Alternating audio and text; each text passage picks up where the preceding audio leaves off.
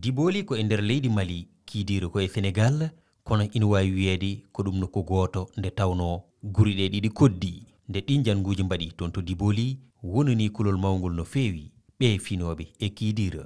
Ibrahima Diop ko goto e sukaɓe dariɓe ɓe kiidira. No situation waɗi nde minen fof min kawjino kilaji amin jiiɗi seeɗa min kulino. Diboli Mali ko ɗon haaɗi kadi woni brigade d' intervention gonɗo ɓe mbiye Garsi kamɓe ɓe gaari waɗi sécurité frontiére o kamɓe police des frontières ɗo moom hakkillaji amin deeƴi. Kolol ngol yaajina ko ɗum gomɗinani en Amadou Diop hoorejo radio Jokkere FM ngo kiidira. par ce que piyanɗe ɗe ko kañum pindini kiidirnaɓe no piyanɗe ɗe piiri ni ɓen mbiya ko asman dirata ɓeɗe mbiya ala ko ponoji pelli ɓeɗe mbiya ayi petnaji ɗi koye mum bangge natirde immade Sénégal naati Diboli ko on police ɓe mbaɗi attaqué kiidir ɗo hannde fof nena wonti gendarme e militaire uji donc ko ɗum tan reeni min seeɗa kono kam min kuuli par ce que a meeɗa dinde ko nananoɗa tan. Ɓe kiidirnaɓe kolli ɓerɗe mumen ndeƴani saabu ɓattodiral e leydi Mali eɓe ñaagui noon nde dakorde konunkoɓe waɗete ɗon e kiidira kerol maɓɓe e Mali. Terrorisme mum to haala mum haala fof arande koma kula hakkille ma deƴata pourtant gonga haale hakkillaji amin deƴa miɗen cuhli kamilitaire kiidira ɗo min ngala kamilitaire woni ko ha Bakel walla Goudiri ko ma ɓen ngara